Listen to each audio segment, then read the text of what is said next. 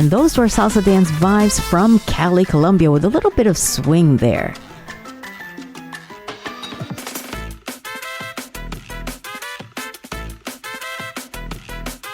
Hello and welcome to your Ageless Musical Brain podcast. I'm Luz Elena Blanco, Lucy, and this is the show where dance, music, and the arts are in sync with brain health. Fast-paced dance music, a genre that gets music lovers from Cali, Colombia so euphoric, it tops the list of our favorite pastime, whether we're professional dancers or not.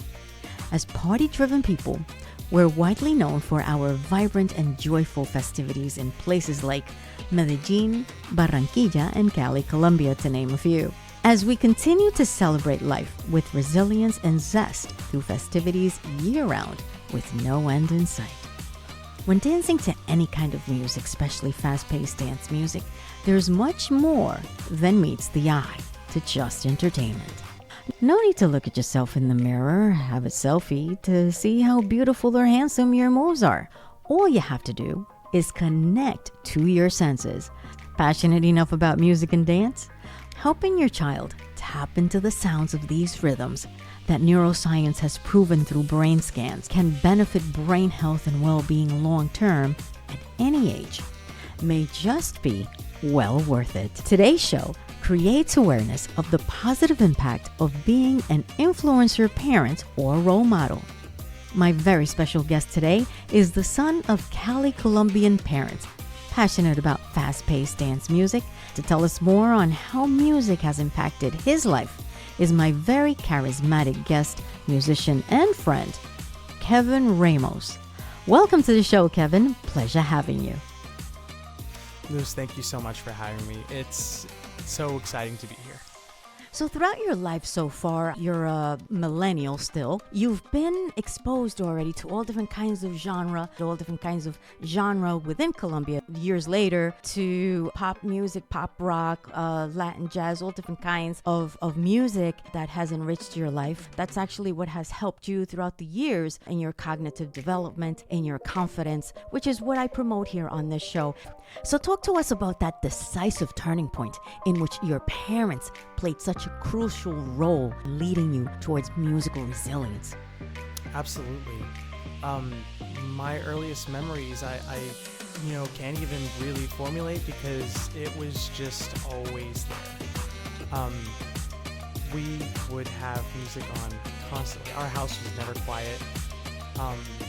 Because we've got something going on, we would have it on for our own entertainment. We would have it on to, clean the house. It was just something that was always there. I guess if I were to put a number on it, it would probably be 4 or 5 years old. Oh, it was the wake-up call for when everybody needed to clean the house. It was so loud, and it would wake us up. We'd cover our heads with the pillows and try to avoid it. The faster the music, the faster the house gets clean. We have the music, we have some food, so when everybody has food, they don't complain about anything. I started playing guitar probably about 2008, 2009, that I ended up playing in a couple of cafes, bars at 15 years old. Here and there, until I kind of got a consistency at about 16-ish years old. I finished with my biology degree, moved into Jacksonville, where, this is all I'm trying to focus on my career in biology, everything happening with, working as a conservationist or naturalist, whatever area I could work in. And I would frequent in Jacksonville a couple of jams, which we had here, where it's just a collective of musicians all getting up, nobody knows each other or nobody's in the same band, and you all just get up and learn to make music together. And I got a foot in with the local community, and then I started receiving a call and another call. And all this is after, like, a good ways after playing in Valdosta, playing at 16, 17 years old. This is a little bit later, and I was getting calls, and there was a point where a job that I had taken as a naturalist was starting to, not pan out in the way that I had imagined it would pan out.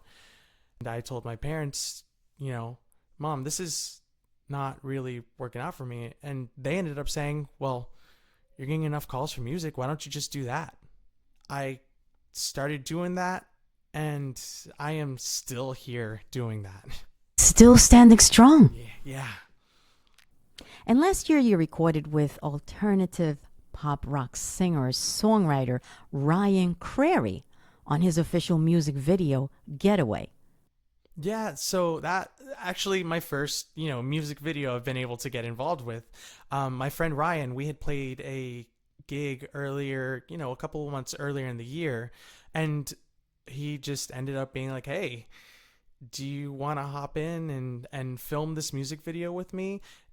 And of course, I'm like, yeah, that sounds like fun. I mean, that just sounds like a great opportunity. I'm just excited to do it. I'm a showman, so stuff like that, I'm like, yeah, cameras around, let's do something. Yeah. So it was really special to be able to do it, and Ryan and I have gotten fairly close doing that. Ambitions.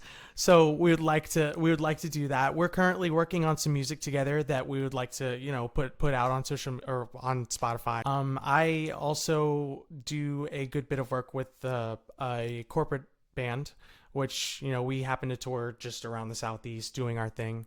And then most of my work is out here in Jacksonville, where I work with, I want to say, 6 different bands.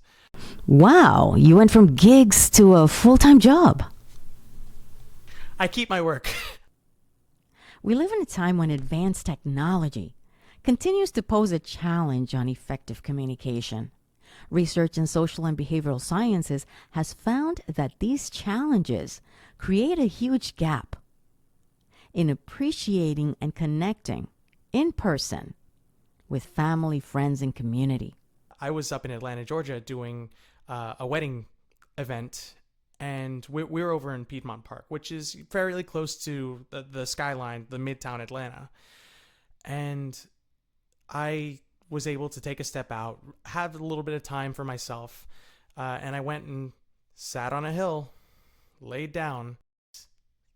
It was impactful for me. Putting everything aside and just listening to what's happening around you. You can hear people talking off to the side, a bunch of chatter from groups of families and kids and all this stuff. You can hear dogs barking, birds singing, and it's something that you just take the time and the patience to really ingest, and that's something that a lot of times technology doesn't give you. I'm immediately applying so many of my senses playing an instrument. It's immediately physical because I have to use my hands or adjust my vocals to sing the correct pitch, things like that. I also visualize what I'm doing on the neck of a guitar. And then more than everything, I'm listening. I'm listening to myself, and I'm listening to everything around me, whether it be, just me playing myself or the band. Because in that setting, the most important thing is to listen. You as the player are always the first listener. So you really have to ingest what's happening around you to be able to acclimate and appropriately play or kind of maneuver with the band, because it's a living, pulsing thing. It's when everything is in sync, when everything's happening, when people are on the same wavelength, it's almost untouchable, an experience like that. I know every time I hit something or like do something in sync with a friend or something like that, we're both laughing just because of how much our head is in the same headspace. That rush of dopamine is just like, oh, that's so cool. That's exciting. Kevin, I want to thank you for helping me create awareness to music-loving parents to never miss a beat in support of their child's passion for music, so crucial in today's times for cognitive development. Kevin, it's been a pleasure having you on the show. Luz, thank you so much for having me. Have a wonderful day.